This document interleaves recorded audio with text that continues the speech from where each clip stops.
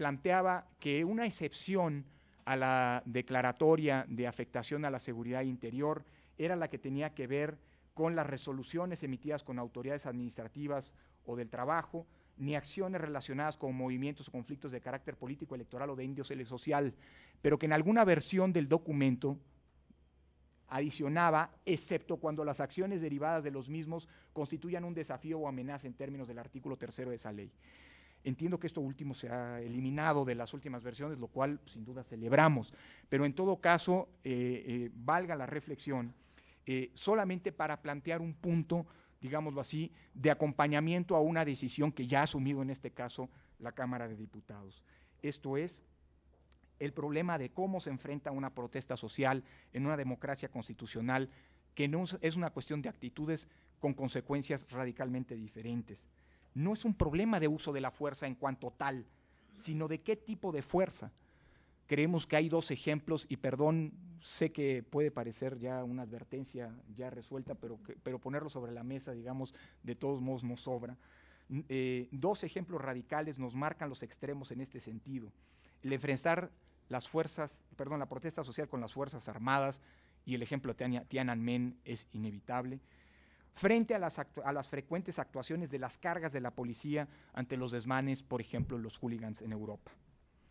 Finalmente, para no abusar del tiempo, una precisión de carácter más técnico, pero que pretende ser una invitación a reflexionar temas, insisto, o puntos que pueden dejar un margen de ambigüedad. Y si lo que estamos planteando es, para enfrentar una situación delicada, conferir atribuciones adicionales, especiales al Ejecutivo para enfrentar esa circunstancia, sin llegar al extremo de la declaración de la situación de emergencia, la suspensión de derechos, artículo 29, inevitablemente tiene que suponer un trabajo técnico de mucha reflexión. Y es el que tiene que ver, lo tomo como ejemplo, con la definición de obstáculos que la propia iniciativa, que la propia minuta, el dictamen plantea.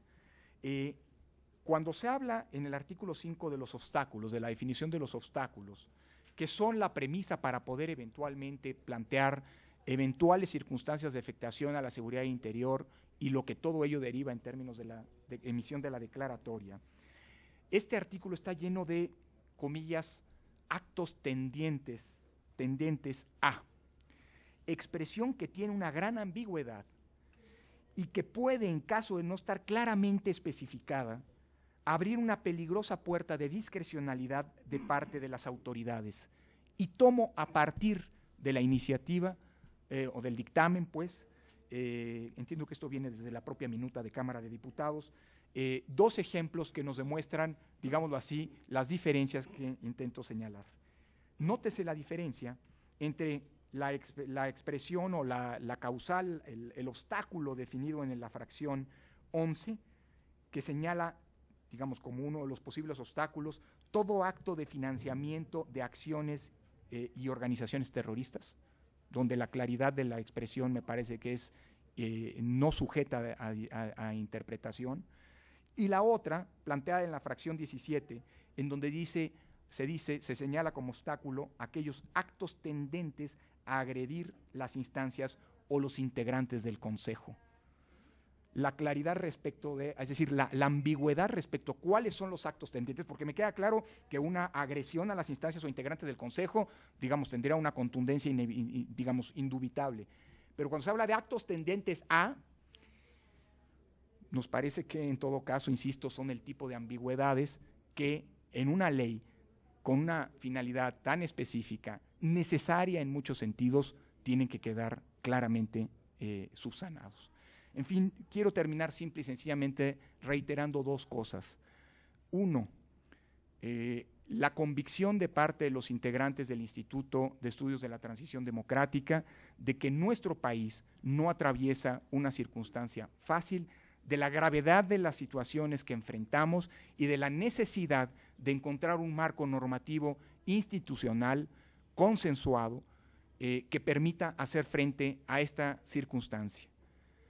Por otra parte, la necesidad de que esto se traduzca ante todo en un conjunto de prescripciones que nos permitan blindar a las Fuerzas Armadas en su prestigio, en su función dentro de la democracia constitucional y finalmente el compromiso democrático con los derechos fundamentales que inevitablemente tiene que subyacer a toda discusión y a toda decisión que el legislativo tome en esta materia. Muchísimas gracias.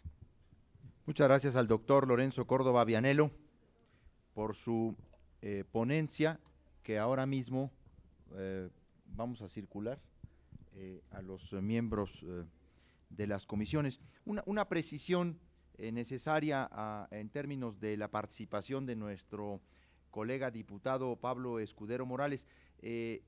Actúa como miembro de la Comisión de Defensa Nacional también de la Cámara de Diputados, o en ese carácter pues participa de estas audiencias. Bien, vamos a iniciar la sesión de preguntas, de cuestionamientos, de aclaraciones también, que me parece importante a nuestro ponente en términos de los grupos parlamentarios, tal y como lo hemos planteado desde el inicio de nuestros trabajos. Primero lo hará representante del Partido Verde Ecologista de México, luego del Partido de la Revolución Democrática, luego del Partido Acción Nacional y luego del Partido Revolucionario Institucional. Si existe por parte de los legisladores la intención de formular alguna pregunta o cuestionamiento. Así que vamos a abrir la sesión de preguntas y respuestas, pues cada diputado representante de grupo parlamentario en estas audiencias tendrá oportunidad de formular hasta 3 preguntas en términos de la participación de los ponentes. Lo pueden hacer de manera conjunta, las 3, ¿verdad? O incluso intercambiar algunas preguntas, alternar preguntas con sus compañeros aquí. Esto lo aclaro desde el principio, porque en las comparecencias de consejeros electorales solo permitíamos que un diputado formulara una pregunta, específicamente, en todo caso por el tiempo que tienen los ponentes de responder. En este caso hay más flexibilidad, por eso creo que podemos hacer 1, 2 o 3 preguntas para precisar los puntos de vista.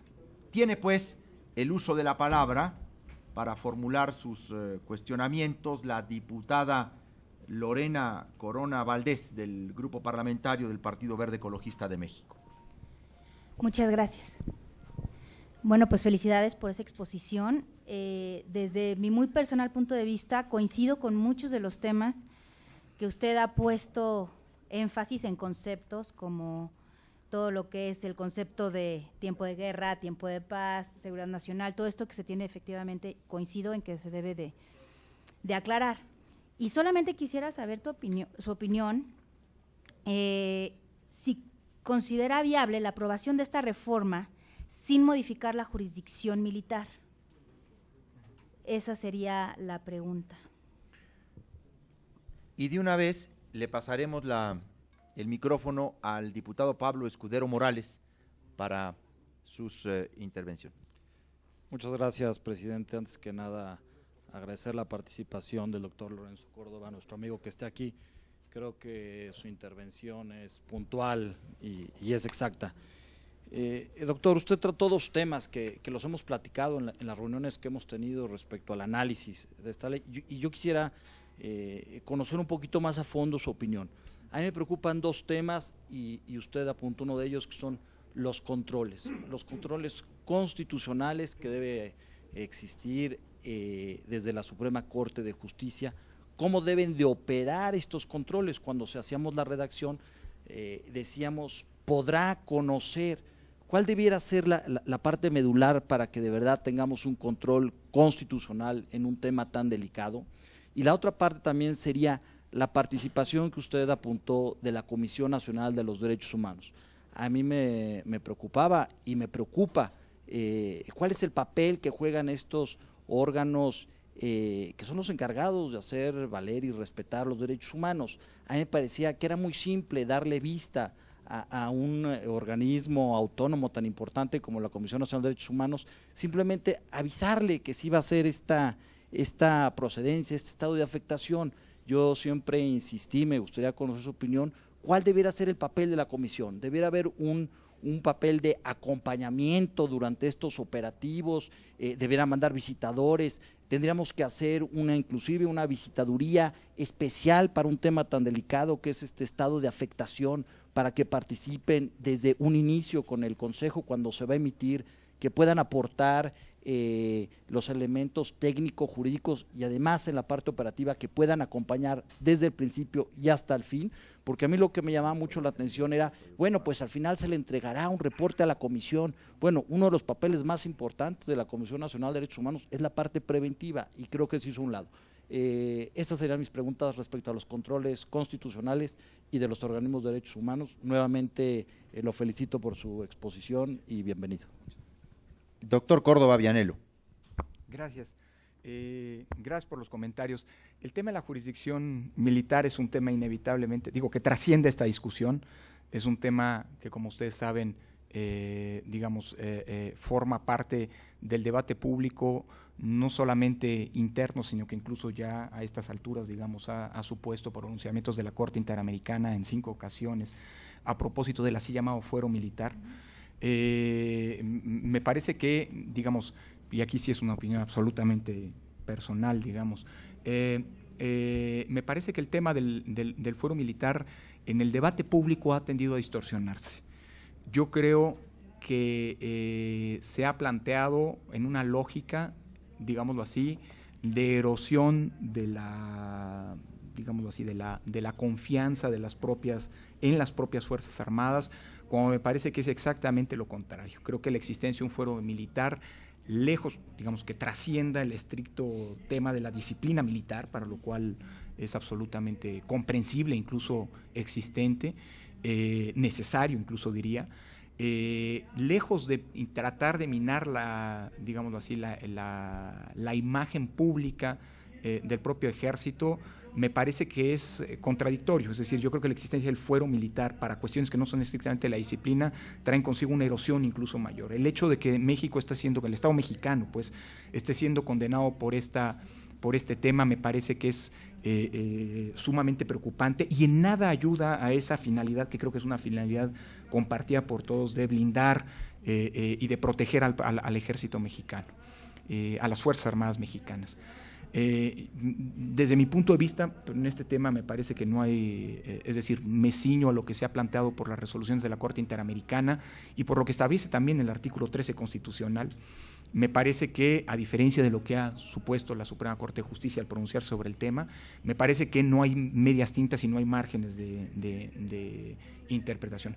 Me hago cargo también que el estado actual de la justicia, que es uno de los temas, de preocupación a nivel nacional y que ha sido objeto de los pronunciamientos, de propuestas de modificación, que es uno de los temas, de la reforma del Estado, puede ser uno de los objetos de preocupación de parte de las propias Fuerzas Armadas, es decir, la falta de confianza, para decirlo en pocas palabras, en las autoridades jurisdiccionales ordinarias, civiles. Pero yo creo que no podemos en esta lógica, desatender que el problema es integral. El problema de la justicia militar tampoco puede desentenderse de la justicia civil, de la justicia ordinaria, y creo que la lógica de la inexistencia de fuero militar para cuestiones que no tienen que ver con la estricta disciplina es algo en lo que tenemos inevitablemente que caminar. Pero esto me lleva para plantear, la complejidad de temas como el del dictamen que es objeto en la Cámara de Diputados. Es decir, no se trata de un asunto aislado. Se pretender desvincular las modificaciones a la Ley de Seguridad Nacional de cuestiones que están vinculadas, como que no depende de esta norma, sino de otra norma, debería ser parte, insisto, de un ejercicio integral y muy serio. Y esto tiene que ver también con la cuestión de los controles constitucionales. Me parece que, incluso, mi punto es aceptando una gradualidad, entre la situación de normalidad y la situación de excepcionalidad dentro del marco de una democracia constitucional, Me parece que no hay ninguna de estos ámbitos